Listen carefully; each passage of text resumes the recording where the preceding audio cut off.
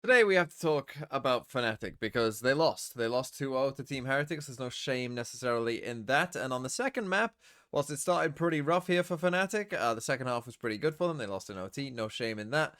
But Lotus, they lost 13-3. This was their map pick. And this first half, my goodness. This honestly might be the worst I can remember Fnatic playing some of these rounds. It was really quite bad.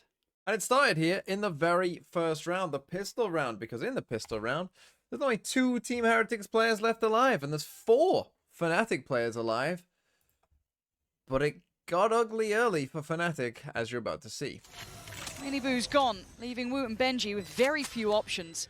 That basically sealed the deal in favor of Fnatic for this pistol round here. It's going to be a very tall order. Benji on Killjoy, not on Cypher. Found a target though. He's reading the crossfires relatively well. Takes away another hold on. It's game back on!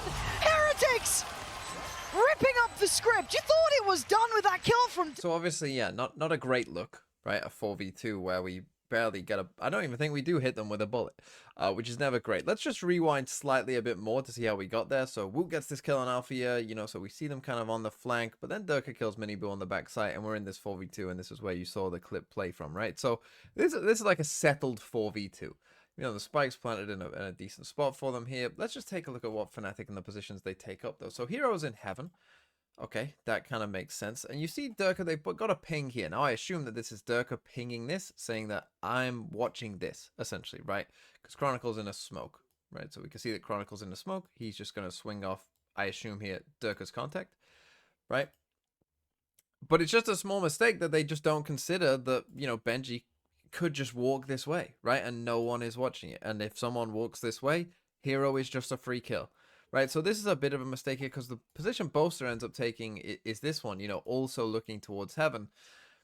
So essentially they just have this one, like, massive gap in here, right? And it's a small little mistake, but it's a small little mistake that very quickly cascades into more, right? It's a kind of mistake that you wouldn't expect Fnatic to make, though. I think that is the crucial point here, right? That when we get to this point, and now again, like, you know, we're a bit scared, we're a bit tentative, like, okay, this guy's just died. Maybe they don't even know that Benji's killed him, but they've heard him shooting, so they should have done, right? Like, are we swinging together here to try and kill this guy? No, we're kind of just, you know, tentatively all taking 1v1s, and Benji gets a kill there, and then Durka still doesn't swing, right? So Durka, after Boaster dies, he still doesn't swing on Benji here. He then tucks back and dies to the guy in heaven as well. So we're just playing very, very kind of scared here, and then Chronicle dies at the end there as well. And as you can see here at the bottom, they didn't get a lick of damage here on any of those Heretics players in a 4v2. Not a great start. Okay, next one here, round number 7, and I'm about to show you a cursed image, so be ready, prepare yourself. Here it is. And for those of you who watch this game, you'll know that anytime Alpha stood up, that meant Fnatic were going to lose. And the reason that Alpha is standing up is because Fnatic have actually got themselves back into this game. It's now 3-3, but the thing is, these are the only 3 rounds Fnatic are going to win this entire game. So Alpha stood up and they literally lost 10 rounds in a row. Not great. So this round, you know, it doesn't start off too bad, right? We're just going to, I'll play it a bit quicker for you here. We're just going to come out, we'll take the first part of A. Heretics don't really contest too much. They're playing a bit of a passive round this round. Fnatic are going to come back to C. This round starts off fine. Then we're going to see some strange mistakes. Mistakes that you don't often see at this kind of level, maybe even below this level, maybe even significantly below this level. You don't see some of these mistakes, but let's take a look at it. So in come Fnatic, right, and they're actually just going to contact in C here, right? So they save their util, they actually just walk in, really nice, right? And in we come for Fnatic. All is fine, right? All is fine. Let's take a look at what happens next, though, because what's going to happen next is, see this smoke here from Boaster? It's just a smoke, right? It's just a smoke. There's nothing strange about it, but he thinks he's missed it. Right, he thinks that it's too far up, that maybe there's a little gap here that they can see through. So he thinks that he's missed this smoke, and we know that because of what happens next. Because and on the map, obviously it's difficult to tell. It doesn't look like it does miss, right? It looks like it's actually kind of fine from this perspective, from Benji here. But Boaster thinks he's missed it, so he's going to put down a second smoke. So we got 2 smokes here, right? So you've got 2 smokes on this little thing here. But that's going to cost them the round. And you'll see why now. Takes in the past. Viper's Pit on top, but it's Rien's to draw blood. Lockdown invested, trade comes out. It's going to get messy on the site. Plant in, Miniboo tries to get more than one. Doesn't get what he needs in time to back away from Fnatic. They might be out of time on this. One's getting caught at B. 10 seconds left. They are definitely out of time, surely. Already Wait, the they can't. rotation. There's nowhere to go. It's not possible. It's done.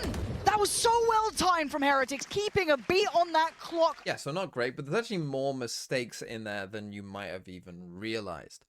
Not just the fact that we double smoked this and then also Viper's Pit it, right? So we put 2 smokes in here and then also Viper's Pit. Not great, right? And that obviously means that there's no smoke CT, and then so Boaster feels like he has to defend this because Hero is trying to plant in the open. Editor TMV here, who kind of realized that with this Hero plant, I don't get why he's taking this big of a risk anyway. Why do we need to plant for Mound when we have a Viper's Pit on the site? Seems like a strange decision, which then forces everyone else to try and fight to protect him, which will cost them this round. But also, this lockdown cost them the round because I don't know what Durka's doing. I honestly have no idea what Durka is doing, right? Here's the lockdown.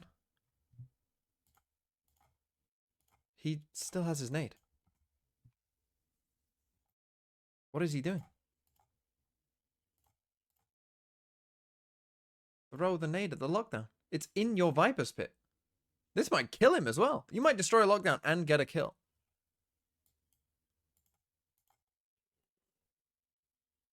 Initially, I thought it was genius. They've walked into C without, they've contacted into C, walked in there, not having to use their nade, so that now they have a nade for the lockdown. And then he just dies without using it. It's unbelievable. I mean, we throw a snake bite on it, right? We throw a snake bite there. We know it's there. And he swings this, but obviously we know, like, he could just sit here and throw a nade, and unless you get the unluckiest spam kill of all time, it will, at least, it might not destroy the lockdown. Maybe you miss it, but at least try. Don't die with the nade in hand. Pretty big mistake. Okay, now on to round number 9, which is a very unique round for a very, very strange reason. I'm just going to play you the round, first off, and then I'll talk to you about why it's so strange. We're seeing Miniboo here on this side. Oh, and a missed shot.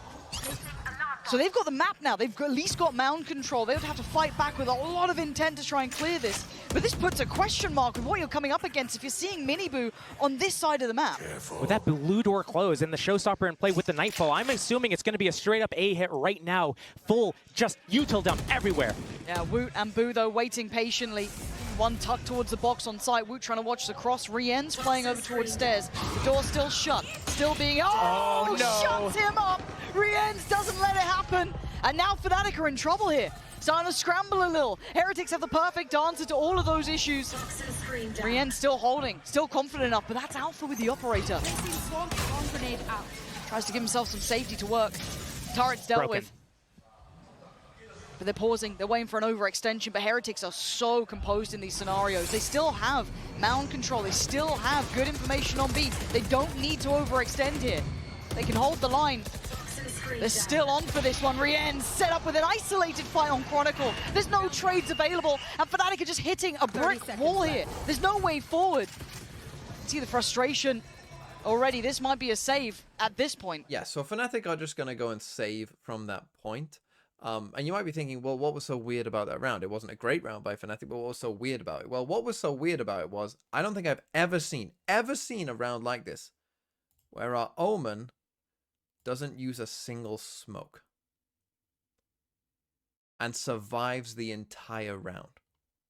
From start to finish, saves, lasts the whole 140, and doesn't use a single smoke. I don't think I've ever seen that, ever. Which I just thought was funny. Anyway, there are some mistakes in here, obviously, by Fnatic, and it makes sense, right? They kind of just somewhat contact out. I mean, they do use a Fade Haunt, so it's not like they're making no noise whatsoever. And up they come here, right? And we're about to do a Razor. It would be lovely to have a smoke here, if Durka is going to do this again. We seem to be on maybe slightly different pages here overall as to what's happening, but, Boaster's kind of a bit preoccupied here. I guess he's flashing this, but he gets a bit preoccupied. Durka dies, and then from here Boaster gets pushed back, and then obviously this is not very good by Fnatic, right? Like, we tap the door, and then we almost purposely separate ourselves from the team, right? Where Chronicle's gonna end up tapping the door here, and Hero's gonna Prowler in, and it gets shot, and then they're spamming, and then we... Oh, are we going in? Are we? Oh, I am. I'm dead. Unlucky, I guess, where we just purposely almost separate ourselves, and one goes in and one doesn't, and we die, and we didn't use an Omen Smoke the entire round. I mean, if you want proof here, I will give it to you, because we do come to Boaster late in the round. You can see here, a little red, right? We haven't used one. 27 seconds left. I just think that this is a very rare thing. You just don't. It's just not something you often see in a pro game. And then finally, round number 10 here. And, well, Fnatic are about to do a little exec here towards A. So let's watch them do this exec, which actually goes fairly well, and then how they play the post plan. Who's holding down that B line? Again, set by set. Benji can just keep getting close towards A. Nightfall going to come in. Rienz and Woot there. That's not ideal. I think the paranoia might have been from his teammate, potentially, not certain. As Boaster still has his, so that could have been an issue there. A little bit of a mistake. Let's see if it costs them. Already Fnatic do get the site that they want. Woot trying to get at least out of the initial danger to survive for another second. But Fnatic want the plant. And they're about to get that down, so at least time's on their side. 3 players already towards tree, trying to make a quick rotation here as Heretics sweep back the site. And the first real fight's going to be coming in a second. Now, Miniboo delivers. Big trade and a big fight. Mill for Miniboo! And now down to 3v2 as Durka and Chronicle forced away from this. How do they try and defend this plant? The defuse already starting, the spam not on, and Miniboo reigning supreme. Durka, surely he can't save the day again, he can't. It's over, it's done for. Okay, so again, this one's just a little strange by Fnatic, right? We've got into a 5v4, we're going to get the spike down, we're in a good spot. Right, we're in a very good spot, you might argue here, right? Heretics all coming, flooding from heaven. They know that Woot is there. We're going to get the spike down. Spike goes down now. But this is where it gets just a bit strange, where they just, other than Boaster, everyone leaves tree. I just find this odd. It's just very, very odd that we leave one guy in tree when it's planted for tree. And it's not planted for you here. It's just, and I'm not saying that they shouldn't try and, you know, push this way at all, right? I think this is perfectly reasonable to do somewhat. But to leave one guy on his own here and everyone else come this way when it's not planted for you there just seems quite strange. And you'll see that it costs them multiple lives, right? Because these guys, Benji taps the spike and these guys now just furiously spam because it's not planted for them, right? And so what ends up happening here is they spam all the way down. Durka goes to reload. You see Hero, he's about to reload as well. He dies. I'm pretty sure Boaster just dies to a spam here from Woot. Right, so they get a little unlucky with this. You know, we can acknowledge that as well, that maybe Boaster gets a bit unlucky here, dying in tree. But it's just strange, isn't it, to just leave one guy on his own here in tree, that the only one you planted it for, and everyone else comes this way.